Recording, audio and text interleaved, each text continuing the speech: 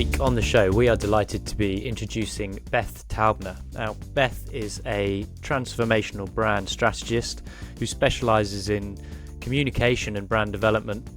And her company Mercury Lab are based in New York and London. And she's very kindly agreed to come on today to talk about brand, what brand means, and how it's relevant to us as photographers and visual specialists. So, Beth, thank you so much for coming on today.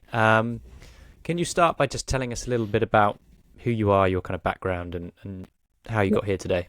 Well, when I went to college, first of all, let me say thank you so much for inviting me. This is an honor. I'm very excited.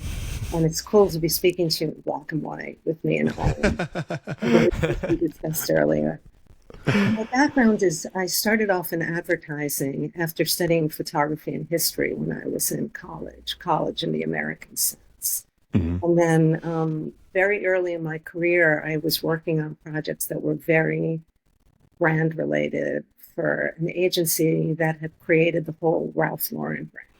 So I really learned from these people who understood how to make magic and how to differentiate. And from there, I worked in the photo world as a commissioning person for a long time, but my goal was to produce a film. I wrote my Oscar acceptance speech when I was about 10 years old. I was ready to, and I was, very visual. I went from New York and working in the photo world to moving to LA, where I worked on some very influential magazines, and I was a contributing editor for other magazines. But I was always thinking about starting my own business, and I wanted something more cerebral in the work that I was doing. So I moved back to New York. I went to graduate school at NYU, and my first professor had worked very deeply with Calvin Klein. And he said, I don't know what you're doing in class here, so let me just mentor you. He said, don't spend the money. Let me take you. And nice. So that was a really incredible door into what he was doing, the gourmet food world. And I started my business with my ex-partner. We were working on big American brands, everything from Sears to, airlines, major supermarket chains, things that were, akin to Sainsbury's. And I realized that I was getting too far away from the photo world and the things that mattered to me and the things that I loved. And so as time went on, I really formed this kind of new way of working where I had worked for Future Brand, where you would work on a branding project for a year or two. And I wanted something accelerated that I could share with the creative community. So I started working with photo agencies, artist representatives. I always had a literary agency client for many years, and with a lot of photographers and filmmakers. And as the years have gone on, I've kind of followed my own encouragement to kind of bring myself very fully into what I'm doing. So during that time, this is just an interesting aside, I became a psychological astrologer, which is a Jungian astrologer, and I studied at the Institute for Psychological Astrology in London while I was running my business in New York. And at that time, the business was exploding. So it was a really crazy time, but I loved it. And I use that in my work because it's all about archetypes, and creative people are working in an archetypal world. So in any event, I speak at a lot of events. I've done a lot of portfolio reviews on behalf of different organizations in Europe, the US, and London. I spoke at Arl last year. I did a lot of portfolio reviewing there where I got COVID, by the way. No. And that was crazy. And because of my background, I'm not just working, we're working with people, with our own clients, to work on this excavation and brand meaning and brand definition, and then to help you apply it in the real world, because that's what you want to be able to do. You want to be able to get to the point where you really understand all the components of the units of you, and then apply that in a strategic way to what you want to accomplish in your career. And so that's the process that we go through, whether you're a photographer or a stylist or a filmmaker or an artist representative. I've worked on luxury, travel, big fashion projects, interiors. In other words, I'm very interested in how we live. And that's kind of a category that I work a lot with. But for me, to sum this up, I would say doing this kind of work crosses all sectors. It doesn't matter whether you're a still life photographer and we're working on this process, or you're working on the process by yourself, or you're a person who owns a safari company, because the methodology is always the same and it can expand and contract based on whether you're a solopreneur, like you guys are, or whether you have a company with 50 people. So that's what interests me. I'm interested in dynamic change. And so that's what a process like this is about. Okay. So there we are. So what we're going to talk about today is how to do it. And at the end of our session, I'm going to give you an exercise to do.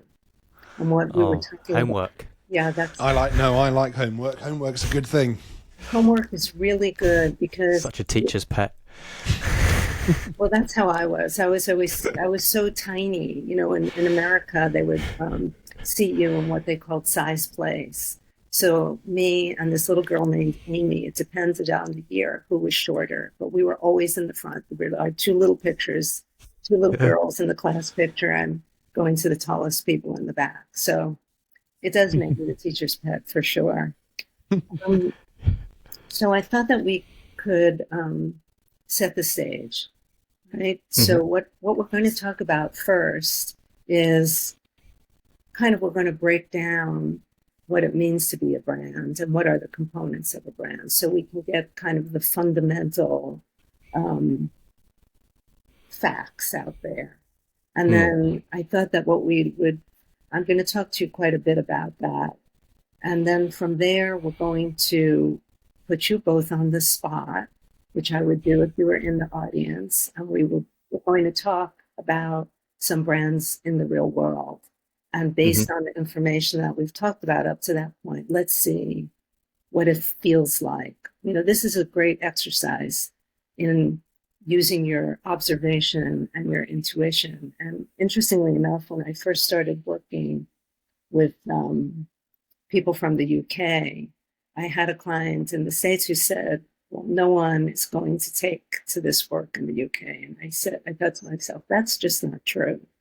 And I've worked with my first UK artist that I worked with.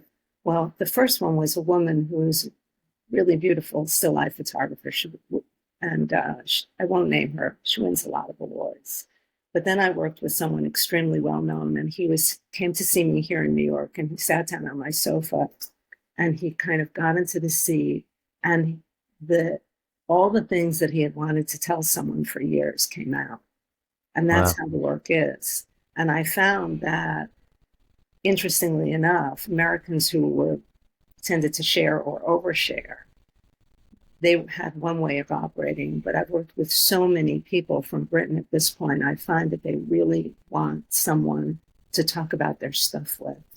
You know, I'm invested in being what I say is a stand for you, to help you kind of know yourself as deeply as we can and understand how to put that into your work.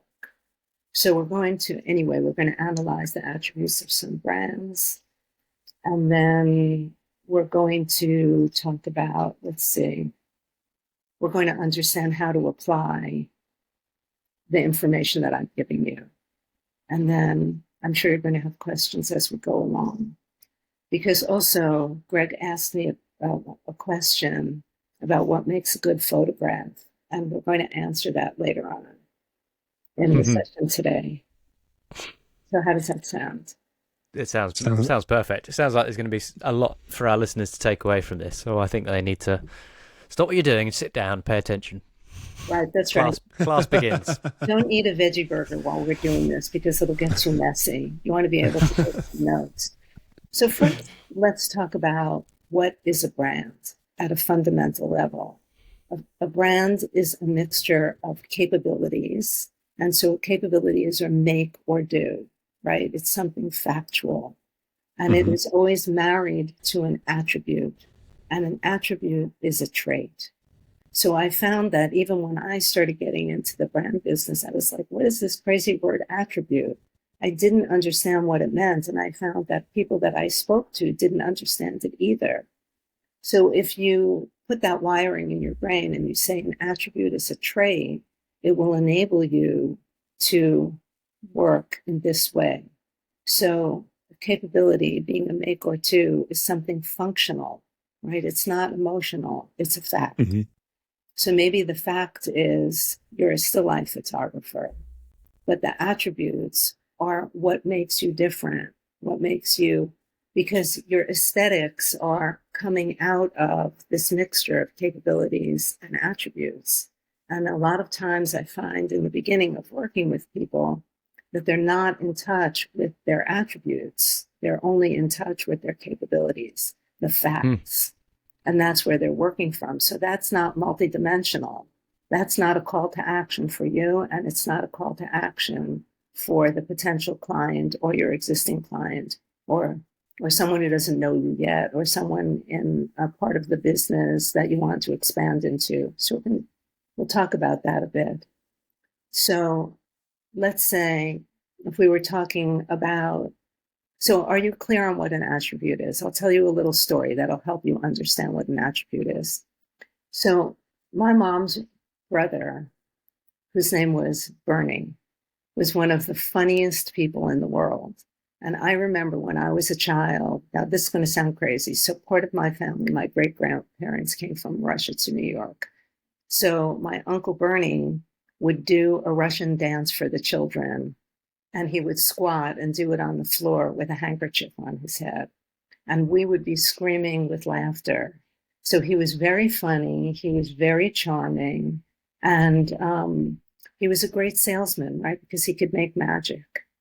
He engaged people on a very full level, and he was very kind and very authentic.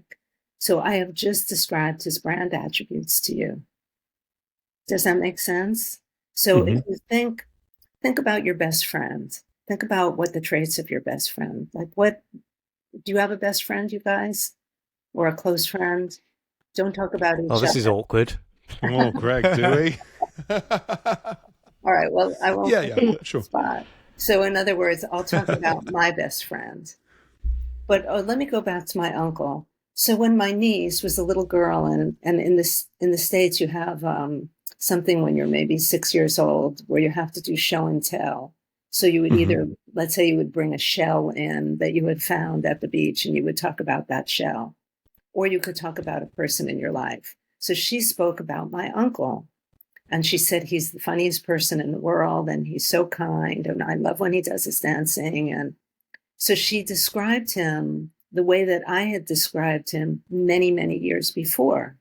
And then my sister went for her parent-teacher conference, and the teacher said, it's incredible how close your little girl is with her uncle and how well she creates a picture of him. And my sister said, but she hasn't seen him in 2 years. So do you understand what I'm saying? His traits were so clear that she, even as a child, was able to encapsulate them, and they were embedded in her memory. And that is what you want to be able to do.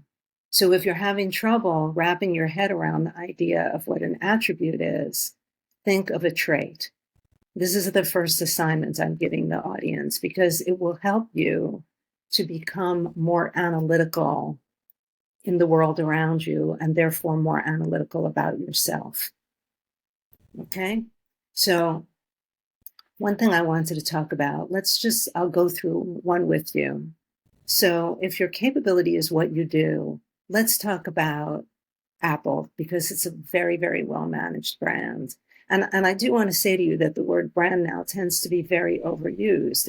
And that has happened, let's say, in the past, I think 10 years, where it's become overused. When I started working, it had come out of a very famous company called, I'll have to come back to the name for you.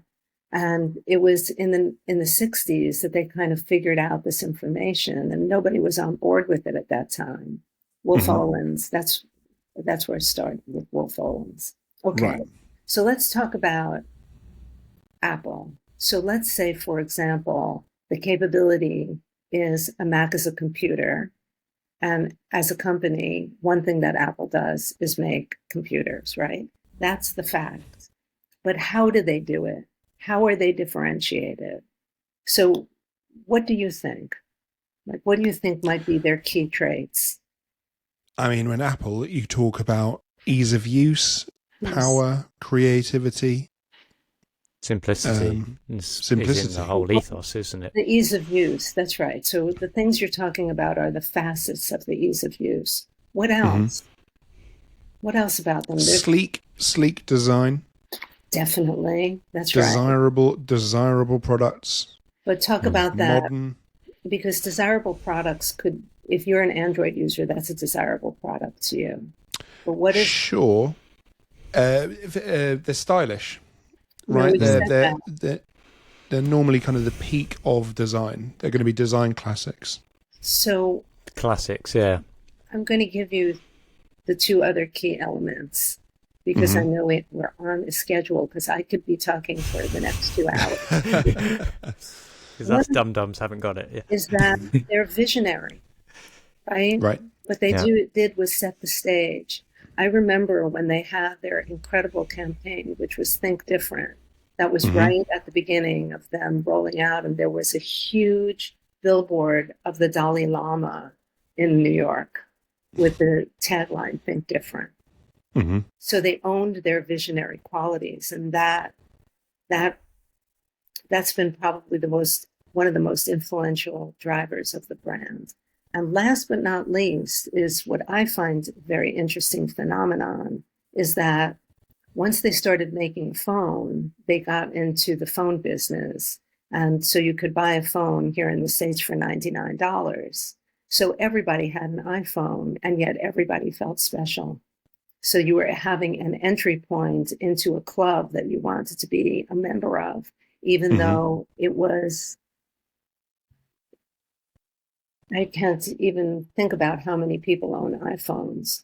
So this was an incredible line It's that we were able to walk. aspirational. It, it was about entering the club Right. because it was more than an aspirational brand. Everything was a closed system in Apple, so that they weren't sharing their software. You know, it's different now, but I'm going back some years, but that's still very significant because I see how people are with their iPhones. It's very important to them. It's part of their identity, being in the Apple universe. So we've dissected this quite meticulously. Does this make sense? Yeah. Yeah. So now, when you're dealing from this perspective, you're always, the attribute and the capabilities are always hooked together, right? You don't want to have one without the other. So when we're looking at brands in the world, we're always going to be looking at the make or do married with the feeling.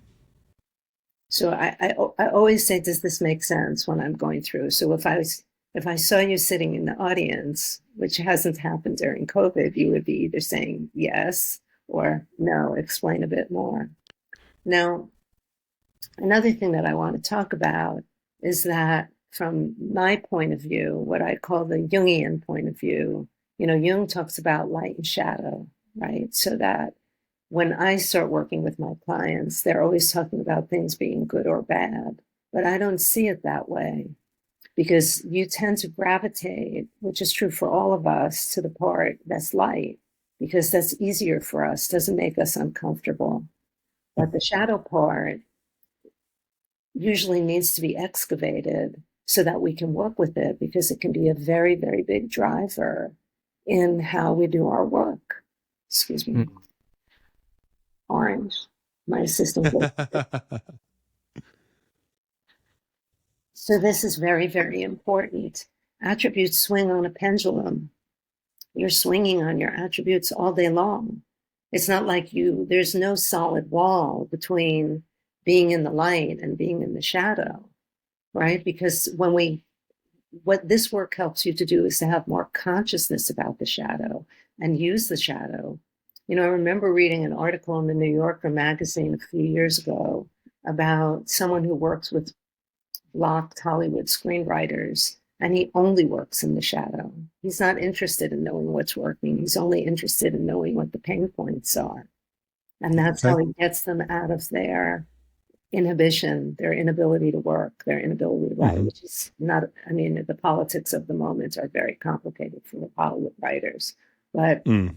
um, so I want you to understand that if you are claiming an attribute, let's say you're claiming the attribute ethical, right? So that might be one prime of a way that you're really running your business and the clients that you work with. There's a shadow to being ethical, right? Maybe the shadow of being ethical is self-righteous, right? Okay. Maybe, does that make sense? Hmm.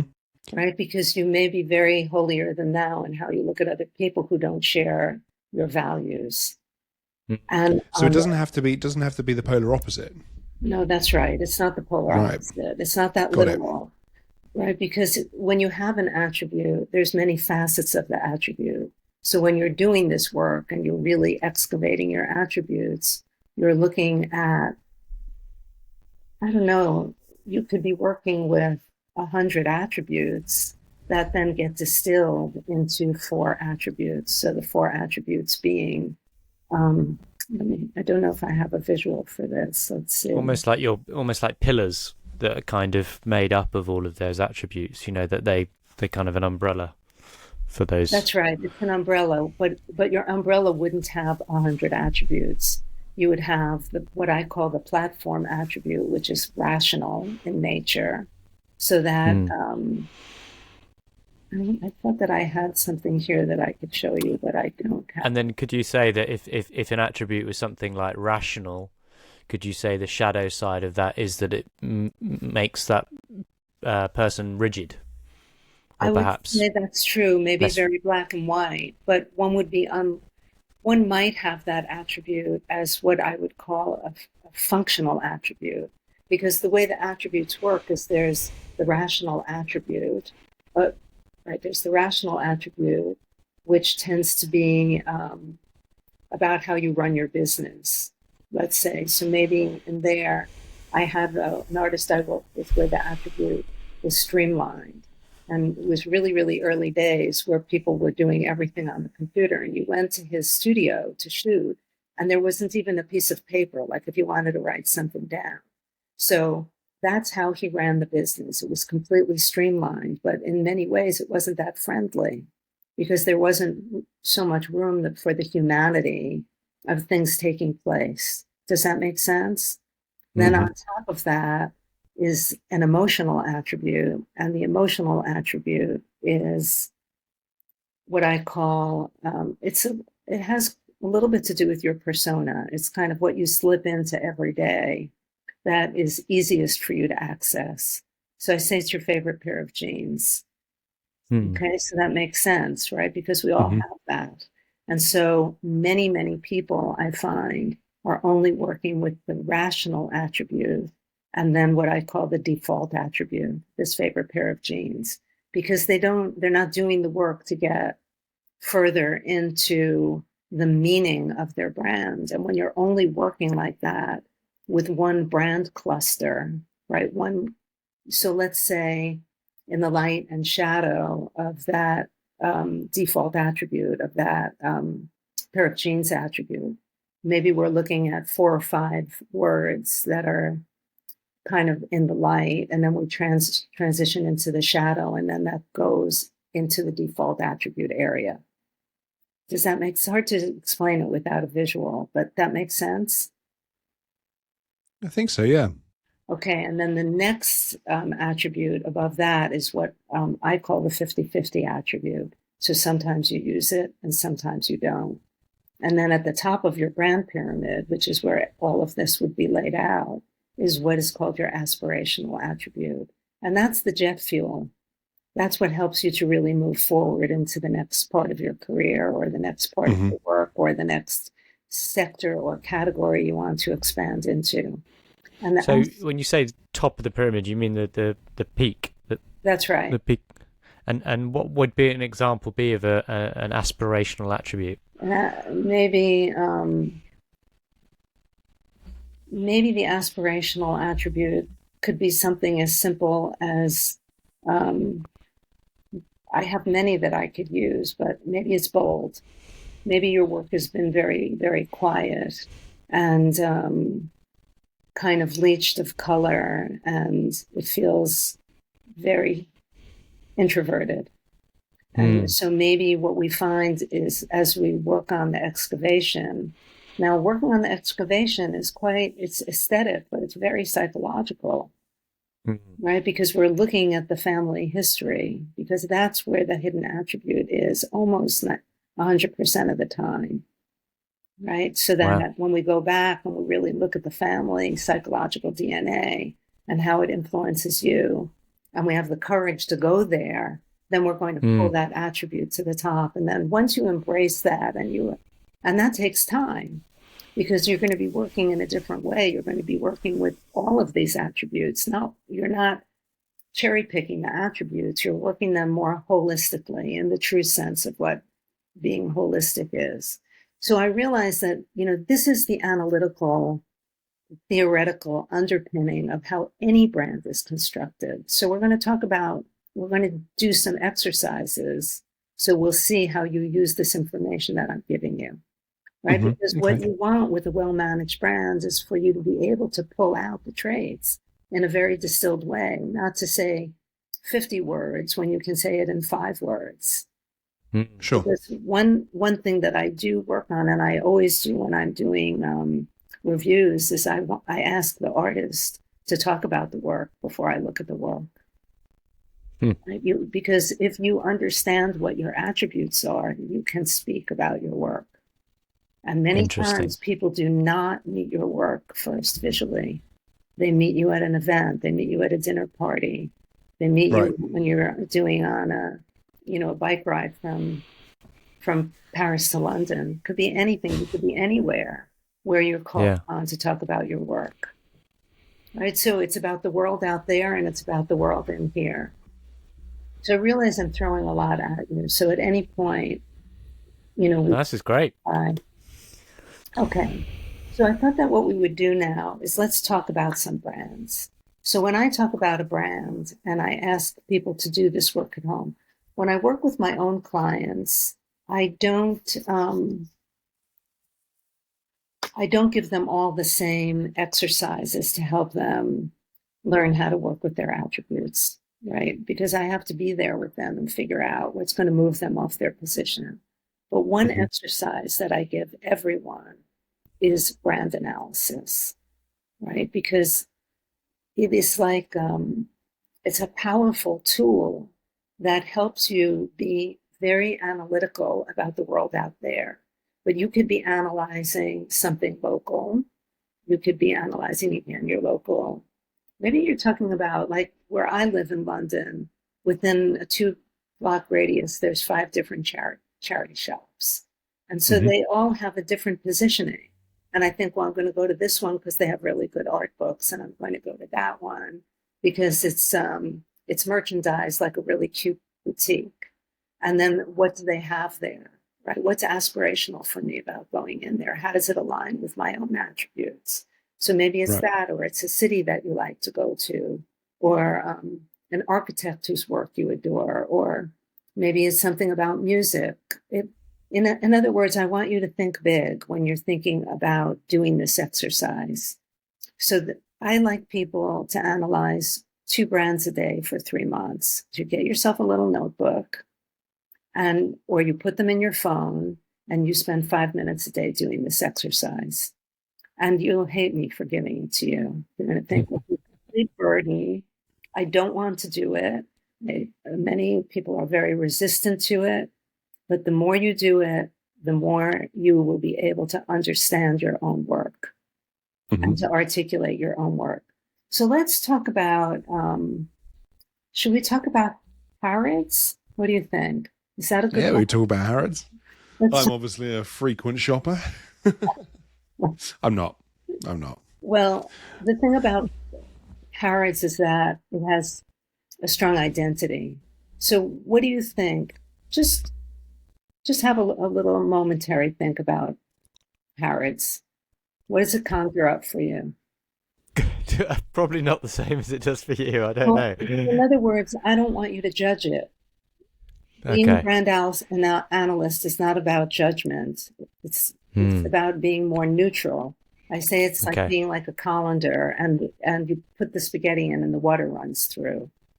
Okay. Okay. Am So I the let's talk. spaghetti or the colander Well, that's or up the to water? you. So I really don't know. Beth, So, you're the spaghetti. Harrods. Greg, you're the colander, and I must be the water. But So you're okay, wanting right, to. So Harrods. Okay, let's do this. Harrods, right? So we are talking luxurious. Yes, We are talking historical. yes, Hmm. So we are Prestigious. all prestigious. yes, We are talking. Aspirational. yes. But aspirational is not a word that you can use because it's Okay. too broad. Because so many What brands else? are aspirational. Many Hmm. brands are historical, but how is Harrods doing it differently? It's exclusive.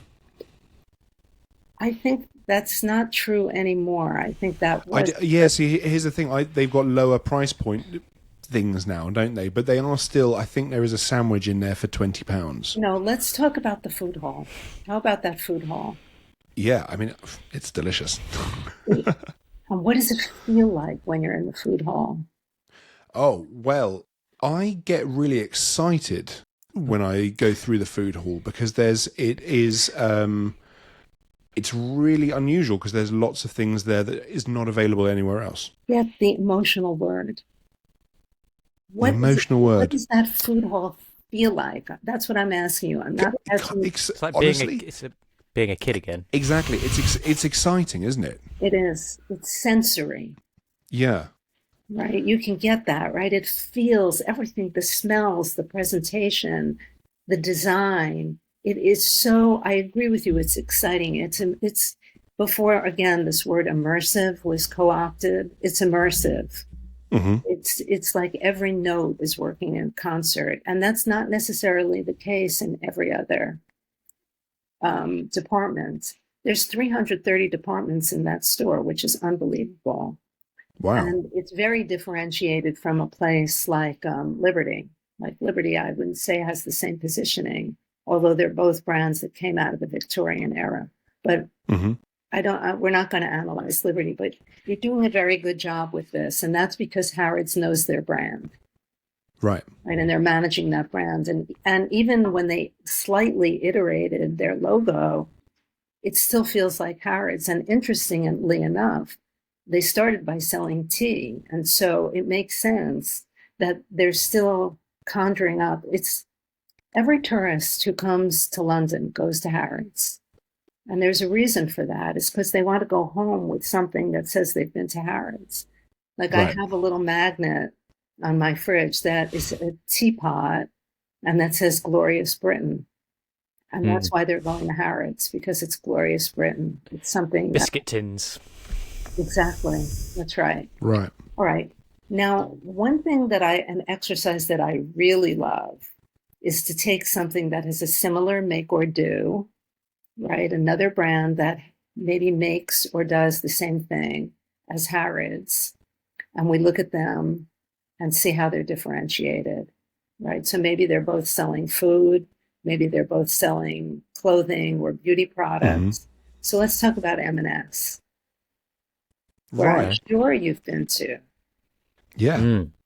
Interesting comparison, right? So M&S is, again, I would say, I mean, you can't say aspirational because that's a bit of a cop out, right? But it is, I don't want you to use that word. I want you to yeah. take the word out of your vocabulary, please. Now, which M&S are we using? Because I shop in M&S a lot because they're the best sandwiches. Well, I don't know. I could talk about, like, if I'm going to the M&S, near Sloane Square, it's not so different. I'm not talking about like a little M&S. Well, I'm talking about like a full-blown store. I like the one on Oxford Street. Yeah, that's great. So let's talk about it. Okay. Uh, Dated. Dated. Is that true for the entire brand? Maybe not, but a lot of their stores feel dated. Again, Oh, very no good. shade, no No, shade. It. in other words, you're saying the design feels dated. Yeah, I think so. Agree. Well, not without not. I love M&S as a brand because they're again best sandwiches, but it doesn't feel. I would say it's homely. Is that Homely, is that is that's a that a decent different word. attribute? So you mean homey is something that you feel you could have in your home? Yeah, or kind of Homely kind of means kind of almost like comforting. Comforting, comforting. very good. I think that's a good word. Yeah, It's familiar. because yeah, 100%, absolutely familiar. And for example, when you go and might need to go and buy a shirt or something like that. Exactly. So it's the same make or do. Very good. Sure. And the make or do piece, we could go and buy a shirt or a jacket or a pair of shoes at Harrods, or we can go and we can get them at M&S, get them at Liberty, Right. we can get them at Nike. Yeah. So Okay. we're making decisions like that all the time. And so people are making decisions about you and what they perceive as your brand all the time. I want to go back to M&S for a minute, but I want to talk about this idea of perception, because for the audience, perception is truth, right? They don't Right. know whether they're interfacing with your persona, right? Which is that default, that thing that you put on in the morning, or if they are getting the whole shebang of what your attributes are, right? Right. So there's a split in the M&S brand, and that's part of what you're responding to. And what's the split? Think about what their most profitable offering is at this time. What's driving? Percy Pigs? What's that? But it's going to be the food, right? It's the food. And what are the attributes of their food offerings? Again, they sell a lot of comforting home kind of baked traditional. So could we say traditional? I think that's one piece of it, but it's certainly not the whole story. Okay. What about? I mean, I think their food is elevated compared to a lot of places that That's you right. might pop into on the high street. But it's affordable and it's achievable in a way. It's I kind would say of that's true. They in fact are the ones. It's because we're a notch down from the Harrods Food Hall, the International Harrods Food Hall. First of all, everything is branded by M&S. That's one thing. Yes. So we have the closed system like Apple, and Right. they introduce new flavor profiles and new foods that everybody else copies. That's not true in the rest of the store, but that is Right. true in the food area. So Interesting. yes, I could it see is that. really, Yeah. Okay. really interesting. So that they've been closing a lot of stores, but what are they doing? They're opening all the food only, where it's only about food. And because I've done so much work in the food world, and I have a friend who she goes into places like M&S and she samples and test samples before they actually go to production. She samples with consumers before they commit the money to making a new line, and they're doing that all the time. So it's a very Okay. significant part of the brand, but it's a split brand. When you said it's homey, I agree with you, but it's not a good experience to go into an M&S shop to shop for a sweater or men's clothing. It's just Sure. and then the fit isn't good. Like how many times I've gotten suckered in to buying something and then it doesn't fit me because it's cut for someone who's not like a little person like myself. It's boxy. Yeah. It's old fashioned. Yeah. So now we've looked at two brands that have the same make or do: food, clothing, beauty, etc. One has only private label. The other one is open to brands now at more levels, but still luxurious. So you understand what we've done now. So this is the project in front of you. This is what I'm Right. giving you 2 assignments today, and this is one of them. So 2 brands, we analyze 2 brands a day for 3 months in That's this right. way. And do all of Okay. it in one place. Like, I think it's good to have a little notebook. I like my clients to always work by hand because you access the subconscious differently when you're writing than you do when you're using your laptop or your notes Okay. on your phone. Okay, so let's move on. I thought, why don't we talk about Cindy Sherman? Okay. Do you know The enough photographer? about Cindy? Well, yes, the artist. So I don't know enough about All Cindy right, then Sherman let's not talk about her. How to about Tim Walker?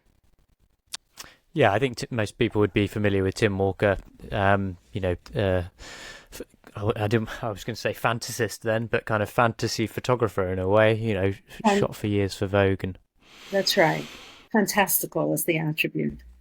Yes, Okay. fantastical. Okay, Yeah. what else? Childlike, but is that too close to fantastical? No, Is I that think that's beautiful. I think that's part of fantastical, and it's part of another aspect of his brand. I think that's very perceptive. Look, I've praised him. That's good. Are you looking for some more? I am. I'm sorry. Fantastical, childlike. Think about that childlike piece and expand on that a little bit because it will lead you to the subject matter. Mysterious. Magical. Magical and Is magical too close? fantastical are the same attribute. Yeah. Are the connected? They would be in one cluster. Well, I'd say mystery. I think mysterious is true. It's not literal, but I think that's all part of the same story. The thing. Fairy tale. Fairy tale would be the one. Perfect. That's right. Again, not throwing shade. Could you say comical in a way? No, I don't think it's comical, but let me come back to that. You're on the right track, but that's not the right word. Right. So I don't want to feel like I'm not pointing my finger and saying you're getting wrong. I'm saying work hard. No, that's fine. No, please do. People have done that for years. Back in your box, Tom. Because visual people tend to not be very verbal. This I have found for many, many years. And so, why don't I change comical? I think I figured the word. Is it playful? Playful or whimsical. That's right. Okay, Whimsical. there we go. Right, now I'm starting to get it. Okay. But let's go back to what you were saying, Greg. Let's go back to the fairy tale. Spot on. And what happens in a fairy tale? Is everything beautiful? Well, no, because you can have grim fairy tales, which actually are quite dark. That's right. So and he has talked about that himself. There's always the shadow and the light. And that's a way for you to understand this pendulum, right? Because he builds that into the work. So he's marrying the fantastical, the whimsical, the magical with the fairy tale, because he's obsessed with the fairy tale and the wolf at the door. So yes, he has such a clear brand.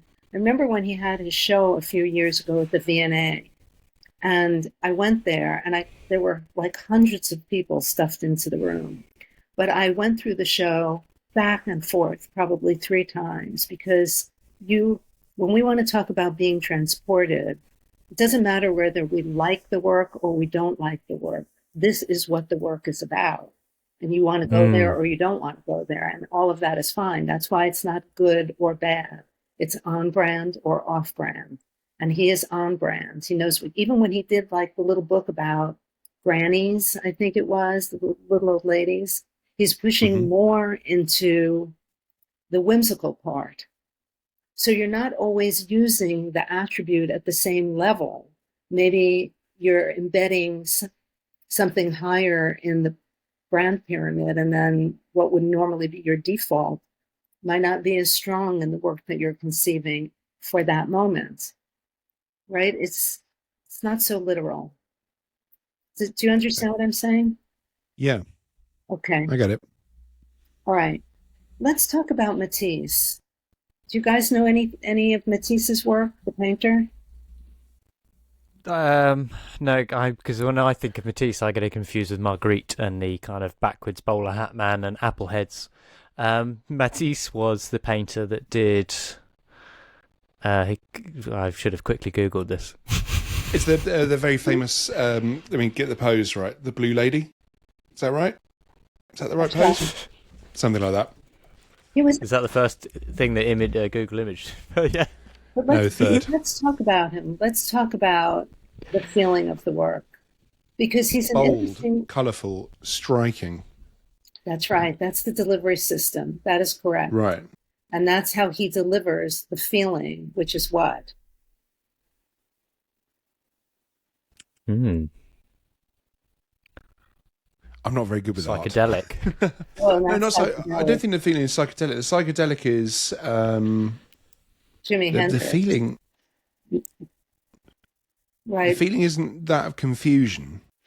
Is that the right feeling? I don't think so. What is it? Is it somber? No. What is it? Give me the attribute. Celebratory. Maybe. Yeah. What is Okay. it celebrating? The body. Whose body? The subjects.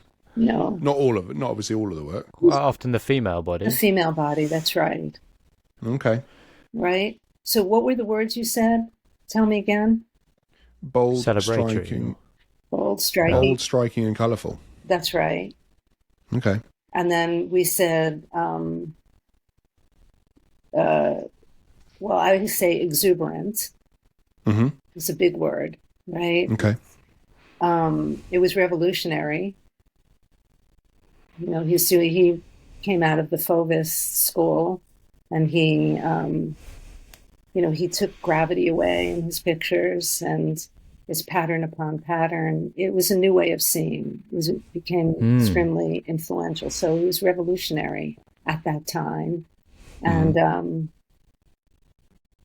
he was very thematic, right? He would go to the south of France, and he would paint the view from his window every day for 30 days.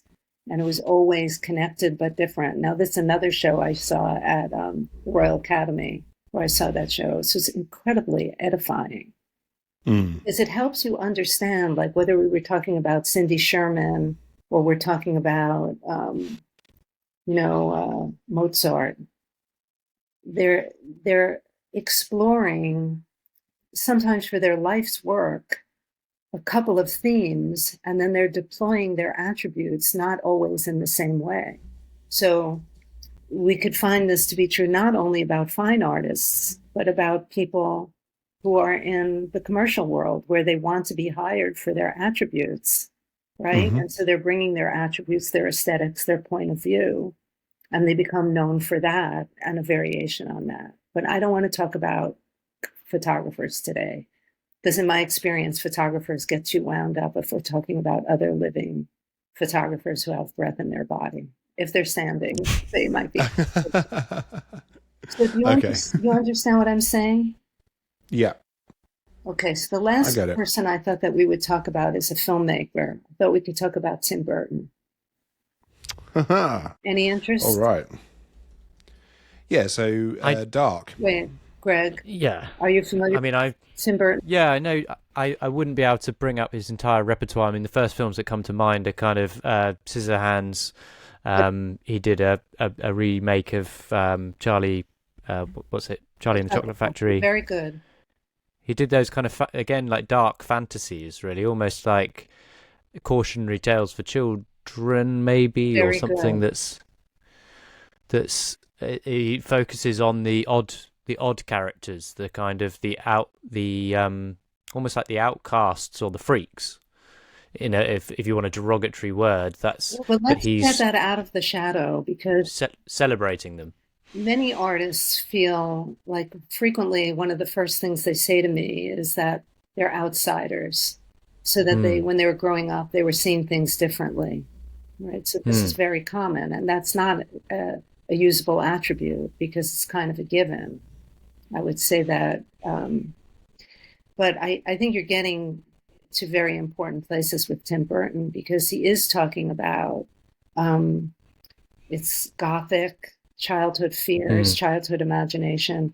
And think of Edward Scissorhands. Does it look like it was taking place in the real world? No. Well, Yes. to a degree. Yeah. Partly. But really, what is the word? There's always something, even if you think about Sweeney Todd and the way that he did that. There's another word in there that might relate to a similar word to Tim Walker. But Whimsical. Theatrical. Theatrical, those are very good. I'd say horror. I would say it's strongly stylized, no matter what it is, whether it's not always the same style. Sorry, my dog is going to bark now. That's all right. Is he a Tim Burton fan? No, Was he upset with what I said? There's 9 flats here, and if this woman just moved in with her dogs, so she's very, very upset because she feels that the building belongs to her. So she's letting them know that they should leave. It's been going on for a couple of days. Okay, you did a great job with that. So I'm going to reiterate, but this was a painful exercise for you. And so really good. Really, I think you did great on the spot. Yes. Yeah. Thank you. And you will see, you'll write to me in a few months and tell me how you're doing with the exercise.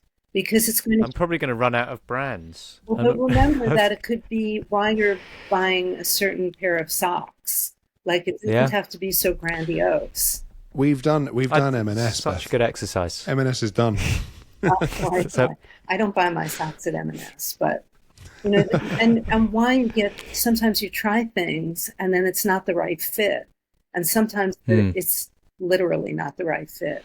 That may be from the make or do, but it may be from a feeling level that it doesn't feel right, or the aesthetics of it are not right. But remember that all of those things work together. Attributes work in groups. So we've talked about that. So we're not going to have 100 attributes. We have 4 primary attributes, and under there are some light to shadow attributes for each of those. The rational attribute, the default attribute, the 50-50 attribute, and then the aspirational attribute, which is at the top of what we would call a brand pyramid in the brand world. Right. So, right. Just go on. So for people who are listening, and they obviously, I think there will be people following along and start doing this exercise, and it'll be interesting to see actually in the podcast WhatsApp chat if we can maybe challenge some of our listeners there to kind of give us some attributes of brands. How does this then, once they've done this, generally do you see people, the penny kind of drops, they get better at quickly figuring out what these attributes are? If people then want to try and look at their own practice, how would you recommend that they then go forth and try and figure that out? Exactly what's on my notes now. Very impressive. Uncanny, amazing, and in fact, even fantastical. That's right. Okay. So what your peak attributes encompass, how you run your business, right? So that's really important. What your visual point of view is. So in other words, the subjects you're drawn to, the aesthetics, right? We've been talking quite a bit about aesthetics when we've been talking about these other brands. The things you know about yourself and the things you don't know about yourself, or what we call in the psychological world, they're introjected. They're underneath the surface. They haven't been encouraged to come out. So that's also in the psychological part of the family. So it's looking at the history of your family. It's not just looking at yourself.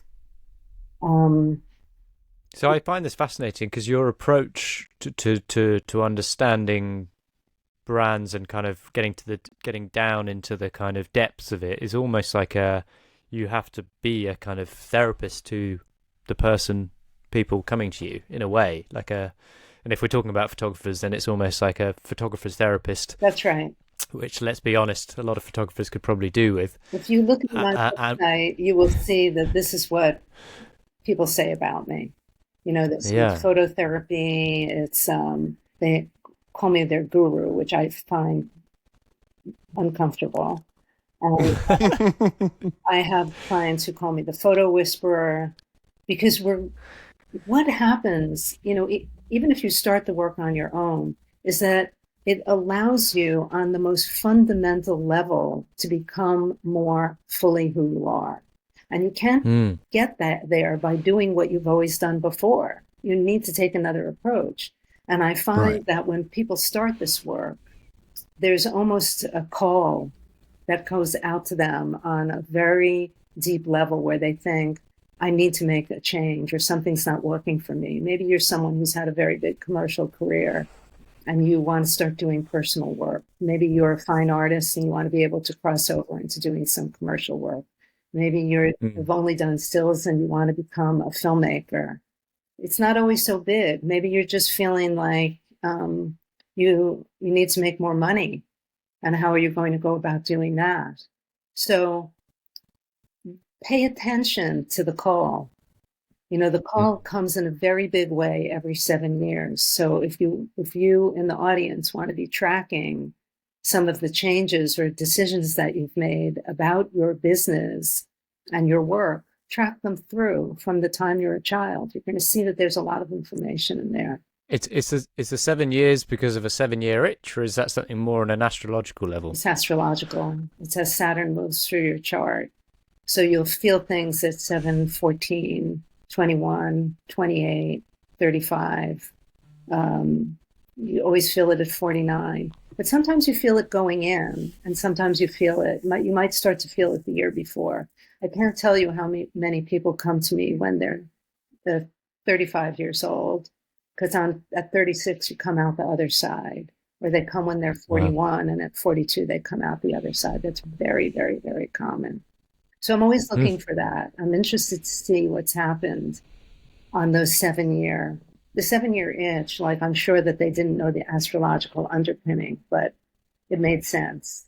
So now I want to say again that the sector doesn't matter when you're doing this work. It doesn't matter whether you're what you like to call a commercial photographer in the UK, or you're in the editorial world, or you're in the fine art world. The methodology is going to be the same. You want to get to this foundational piece so you can develop strategy, right? The whole point is to use yourself more fully, but get to a point where you can work in the real world, right? So that when I say my own business is in the business of transformation, I am interested in transformation and dynamic change. And I've gone, like you guys, I've gone through many processes in my own life where I've done one thing and then I felt the call to do the next thing, and then I kept building upon that. And so that's no different from what I've seen in working with creative people. I work with a wonderful photographer who was really not comfortable doing motion. And I like to move it out of the idea of just doing motion and think of yourself as a filmmaker, because, I would see lifestyle photographers, and every time they would say, yeah, I'm making films, and it would be a girl in a bikini running on a beach with a piece of bad music. And that is not using the medium, right? So I want you to be able to work in a deeper way. So you do this writing work. So everything starts with writing, and I'm going to give you that writing exercise at the end. So you're going to start by writing. You're going to be doing your exercise, your out in the world exercise. And then you're going to see how your process helps you to understand the world better and understand yourself better. Wow. Okay. So then what we want to be able to do, let's see. Again, when you're thinking about your sectors, like typically you're not working in one sector at a time. But there's a lot of research that shows in terms of productivity that you can only keep 2 to 3 balls in the air at any given time. So you wouldn't want to be trying to develop your fine art career, become a filmmaker, and become a portrait photographer who's only been doing still life. That would be too much. That would blow your nervous system out. You might want to take one piece of becoming a filmmaker. So that's what my client did. We decided what kind of films to make. We would work on the subject. Anyway, long story short, and a year later, he made a short film that won a really great award. And what did that do? Then we were able to bring that back to his commercial career. It enabled him to legitimately do multi-platform work for his clients. So it's circular. I said that before. It's holistic. It's you're working from the theory into the structure, which is both emotional and factual, so that you can go into the world and make shifts and realize that it's not going to happen by magic. It happens by applying yourself in a systematic way. So, the language of branding is very militaristic, which I don't love, but it's strategic and it's tactical. So that's where we're always working. We have to apply it to a bigger strategic vision. And that strategic vision may take some time to unfold. Right? It could take a year, it could take 18 months, it could take 2 years, so you really feel like you're, pardon me, kicking ass. And that is real. And so I've had, particularly my agency clients over the years, they panic. They always panic 18 months in, and they think, we should be changing the strategy and this isn't the right thing to do. And I always say, hold the course. Because when we get to the marketing piece of it, there's kind of the marketing that's very contemporary, but then there's traditional marketing, and cycles in traditional marketing are 18-month cycles. So again, I used the word cherry picking before. When we're looking at our marketing, we have to be working in a synergistic way, right? It's not an either or, it's an and. So all the work we do together, or I'm talking about, is and. It's not this or that. It's all of it together. And then you break it down into figuring out where you're trying to get to. And then you develop the strategy, and then you develop the tactics. And the tactics give you something you might be doing every week or every month or every 3 months, and in a very real world way to move things forward. So I said, I have let me go to my art here.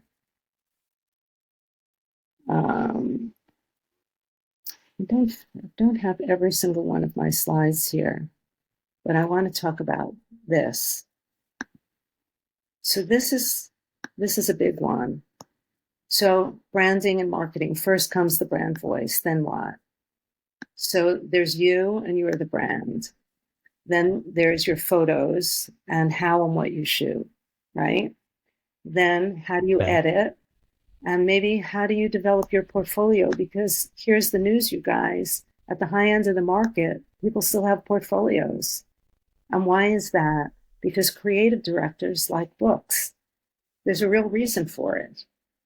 So not everything has migrated into the digital world at the higher end of the market. But that's just an interesting piece of information for you to kind of have. Then, that's one for me. Then I'm an iPad guy, so their iPad can be good for their. I support you in that. I don't think that's a bad thing, because you want to be able to show motion, and you may want to be able to show big bodies of work. But what a print book allows you to do, it really allows you to tie the ideas together, right, in a way that's very directive. Because remember, you have to make it easy on the audience to understand you. And all the brands we've talked about have done that, right? And when they haven't done that, we're not happy with them. That's why you're not happy with M&S. Right. Because they don't do that. They're not making it an easy experience for you. Right? So that's why I don't like this interface that you made me use. So, okay. Then there's your communications design and the power of language. So how do you speak about your brand, write about your brand? What is your bio, which I'm obsessed with, and I do a lot of bio writing, and I do a lot of bios, newsletters. Did a newsletter program for one of my photo artist representative agencies through the whole pandemic. And you know what? We got great numbers. They were very, very consistent. It was very Right. differentiated, very concept-based, tying the artist's work to bigger ideas, because we could lead the experience by saying, here's the big idea, and here's how these 20 different artists, or whatever it was, 15 different artists, address it through their point of view, their capabilities. So this is important. So I'm not saying you should have a newsletter. I'm just giving you the example of saying it's the right marketing tool for some people. But don't forget about the power of language. That's very important. Then there's your Right. website and your social media. So I used to find for many, many years that the website was where everybody got hung up. There were typical places where the artists got hung up. One was on the editing, and I find that to still be a problem. And that's because you don't know the attributes and you don't know how to follow the attributes. And you're not conceiving and shooting and editing to a group of attributes and an understanding of how your capabilities marry with that. So the edit can be problematic. The website, people get very worked up about. It's like ripping your heart out to get your website redone. I know it. I've been there. I know what it was like. Yep. And I used the time during the pandemic to redo my website. And Well, you are, yeah, because me and Greg are basically both in the midst of editing our websites. Okay. So it's a lot. It's a very, very difficult project, and I wouldn't say that it's not. But a lot of times I slow people down when we start working together, and I say, let's get back to the website because we need to do all the discovery and definition first, because that will make it easier to understand what your website should look like, feel like, how the architecture should be, everything. So, and there's no one answer. I will say, there's many options of how you approach your website. Then, of course, your social media, which is very important. But what are you doing? Are you just doing Instagram? Are you also doing TikTok? How are you managing that? What are you communicating? Who are you following? So on, so on, so on. We're not solving these things today. I'm just kind of answering the question of then what happens. Sure. Then, if you have any kind of collateral system, like in other words, what kind of promos are you sending out?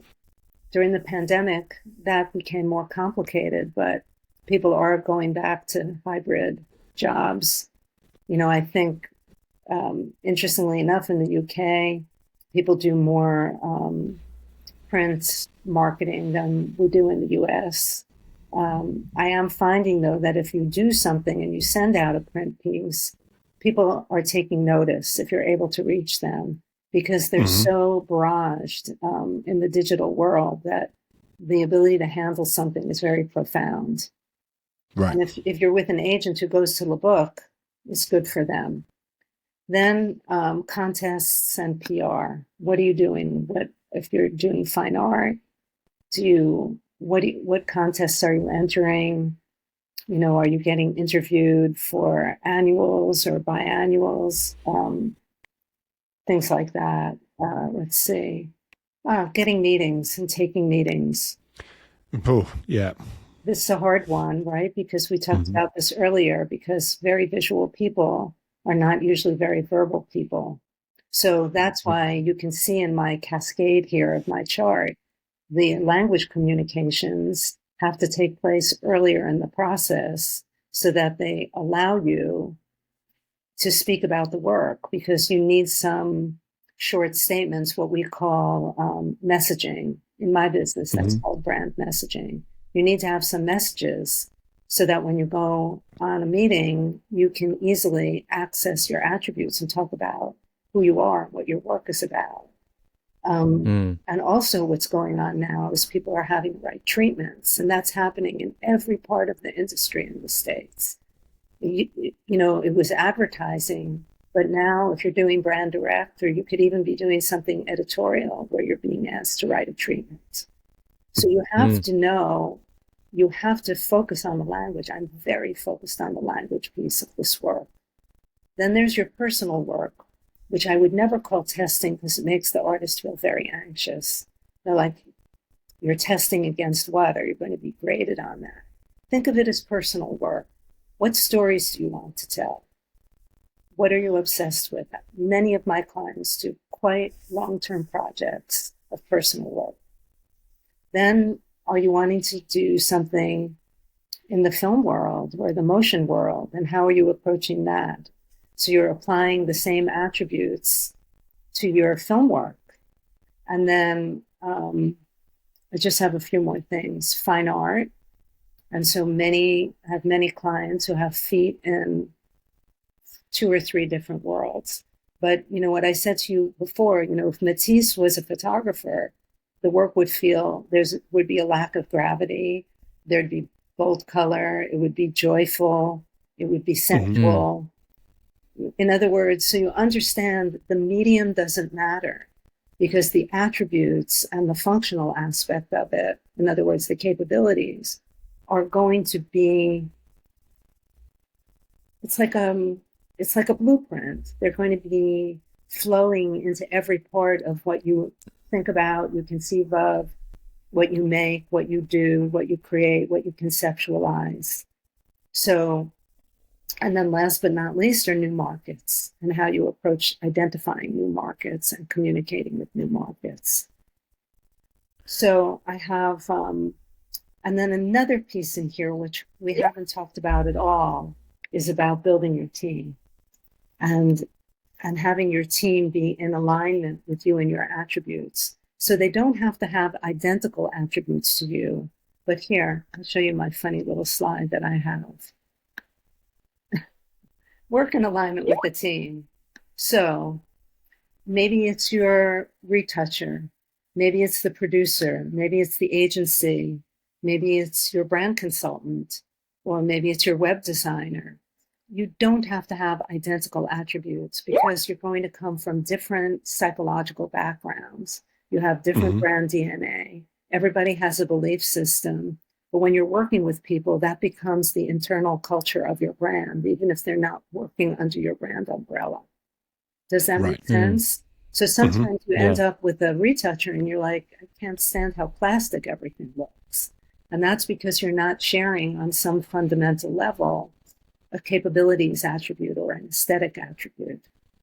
Right. Okay. Makes sense. But it doesn't have to be identical. So that's an important point, because I don't know if you, like in the UK, you ever watch Seinfeld, and Jerry was always dating different women and nothing ever worked. And then towards the end of the whole series, he met a woman who used all the same way of speaking as him, who had all the exact attributes.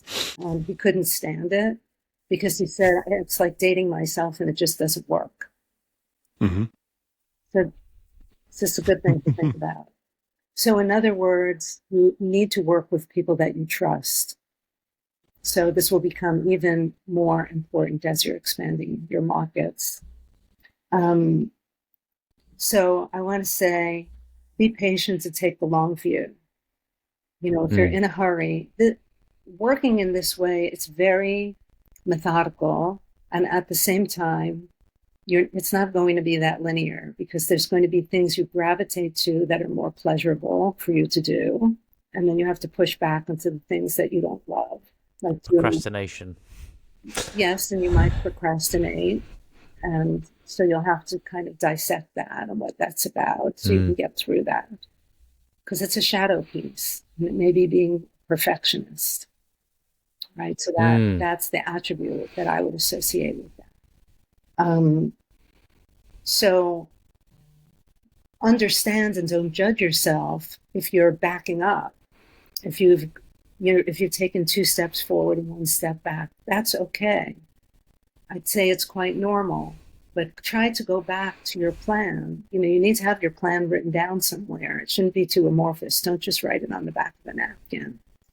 You know, you definitely want to put more structure into how you're moving forward. But it can't just be in your head. You have to work with your heart. You have to understand what you're made of, the material that you're made of. So that's about taking the long way. And then here's my assignment. So my assignment is to get yourself a journal, and you can use the same book that you use for your brand homework. Very good. And what I want you to do is to write about your goals, your dreams, and where you are right now with your career and your creativity. Right? So take your time. When I have my clients do it, I have them write for an hour in a quiet place, write with no judgment, write with no judgment. Just let it out in a flood. And then you're going to wait a week, and then you're going to write again. Get out of your studio. Don't write in any place familiar. Go to the library, go to a park. And you have to be honest with yourself, right? You're going to write about, I say, the good, the bad, and the ugly. But in other words, what you're writing about is the light and the shadow. And this will help you because it will allow things to start. You have things in a tight box, usually in the beginning. And so you want to be able to go there and start to let some oxygen in. So I would say what I say kind of at the end of every talk that I give, go forth with courage, consistency. And what I find in my own clients is the more courageous they are, the better they do in this process. Like I have worked with people who put it to work the next day. They just blow me away. Like I usually think that it takes 2 weeks to integrate, when I'm working with someone. And she was so profoundly involved that then she said, well, is it okay if I use it in a shoot tomorrow? And I just happened to talk to her the other day, and we did this work, I don't know, a long time ago, maybe 9 years ago, 8 years ago. And she showed me, she brought out her journal, and she said, here it is. And, I look at it every day. Wow. Okay. Wow. Okay. So, how are you doing? Are you feeling shell-shocked? I mean, this is good. This is good. This is, I haven't had homework in a while. Yeah, I'm a bit shocked by that. No, it's honestly, it's given me a lot to think about. Yeah. Like I've ordered a journal. That's what I was saying just then. I think you were splitting your attention. Do you have any questions for me? I mean, I think it's one of those things where I'm going to be interested to see what questions we get once this show has gone out. Right. And I don't need you to. I don't want you to make any promises, but I feel like everything we've talked about today, it's almost like I would love to be able to come back to this in 3 months' time, 4 months' time, with some kind of feedback from our listeners, and maybe if you're up for it, do another one of these and just see what you're for a podcast in the States where we did the branding piece, and then we waited, I don't know how many months we've waited, and we did the application piece. The application, in other words, where we really talk about what's the difference between a good bio and a bio that's not working. What's good, how to really write a headline for your emails. See, that'd be super helpful. Yeah. Yeah, because the interesting thing that I found about doing podcasts, because I've been invited to do them since I've always done a lot of speaking with different kinds of audiences, in Europe and the UK and US, whether it's creative people or people in the food world or entrepreneurs or people in tech. Because again, I say it's not, I happen to have a lot of expertise in this world because of my own background and working in the brand world and working in the advertising and a lot in editorial and so on. So I consider this world to be my tribe. Like I understand who they are. We're literally speaking the same language, but emotionally we're speaking the same language. So what I found about the podcast world that's so interesting to me is that I hear from people from all over the world. Like I did a podcast a couple of years ago during the pandemic, and the same week I heard from someone who became my client who's in Nairobi, and I heard from someone in Brooklyn, and I was in London, and they also became client of mine long term. They're both still clients. And so you don't think about that when you're doing the podcast. It's like you have an incredible amount of followers, right? How many followers do you have? Well, we're getting kind of thousands of listens per episode now. So, it's surprising to us. We, still, we get we do get people reaching out from literally all over the world, which is amazing. That's been But the upside, not the shadow side of the world that we've been in, for sure. That's right. yeah, For sure. Well, Yeah, we no, try not to focus too much on the shadow side. But what's been interesting actually, and something that for me I've not really thought about, is I've never really considered the shadow side, and that's given me real pause for thought and something to go away and think about and to analyze. And I'm really looking forward to sitting down and doing this writing project. Good. Um, Yes. I think it's so good to have these kind of tools at our disposal. And quite often when photographers and visual artists out there, they get stuck up in their heads and they focus on the work and everything else, but they never really stop and think and pause and actually start to really dive down and deep dive into the psychoanalysis of it all. I'll tell you something interesting. When I lived in LA, I was teaching both at Art Center College of Design and at Otis Parsons. So the kids who were going to Otis Parsons were thinkers, but they couldn't operate their cameras. They just couldn't do it. But they had big ideas, and it was really exciting to work with them. They were storytellers. Like, it was a specialty class that we had, and we worked for from September through to June, and they developed their portfolios. Okay, but they couldn't do anything technical. And then I would go and I would teach once a week at Art Center, which is, really famous school. People like Matthew Ralston went there, and they had no ideas whatsoever, but they were really technical. They could light anything. So they were. It was a real exercise for me in understanding who needed to be helped and how to help them. Does that make sense? Yeah. So I think for your listeners, I want to say to all of them is that you can do this work no matter what sector you're in and where you are in your career. You could be starting out. You could be someone who's been shooting for 20 years. I was saying to one of my agency owners the other day, my oldest client, who started working with me at 85, and he had published a lot of photo books, and he was like, "What do you think? Is it worth it?" And I'm like, "You're amazing. He could be shooting for the next 10 years." And I was just contacted by someone that I knew when I lived in LA, and he has this incredible archive. And he was a very, very well-known cinematographer. And he said, "What should I do with the archive? Because now I'm 85 years old or 87 years old, and I can't go out and shoot like this anymore." So I don't want you to feel deterred, whether you're 21 and you're just graduating from university college or something like that, or you have been shooting for a long time. If you feel the call to do the work and see where you get, because the whole thing is to do it and then apply it. And however long that takes you, that's completely fine. Fantastic. So don't judge yourself. Have a good time. Well, listen, we are getting on to an hour and a half almost. So what I want to do though, before we always go, we always ask our guests the questions of their desert island camera and their desert island photo book. Well, I can't answer that. I can't answer the camera. But someone just bought me for my birthday a book of Larry Sultan's work. And it's so amazing, because there was, she took me to the theater, and the whole show was based on Larry Sultan's work and his relationship with his parents, and primarily with his father.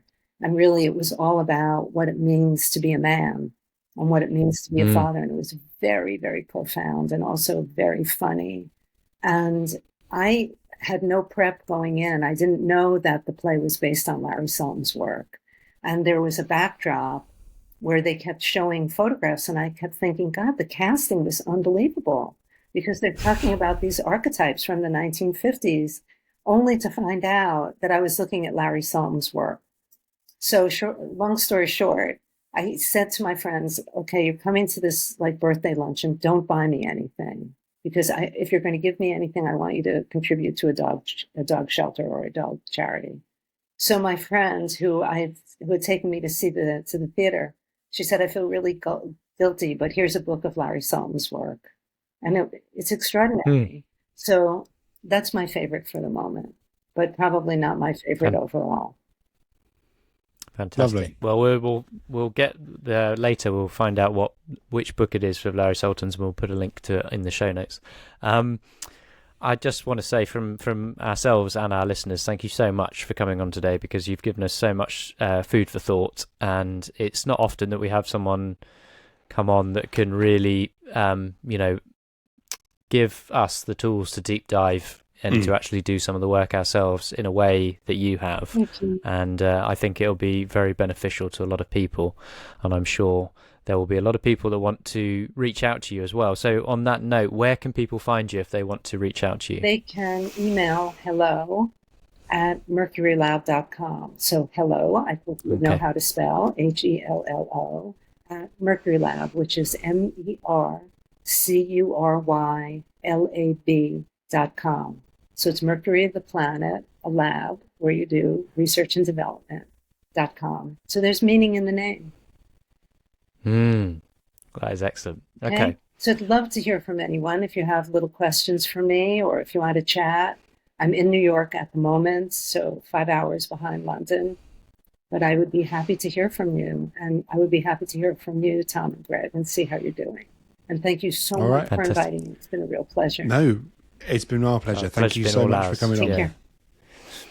Bye. Thank you.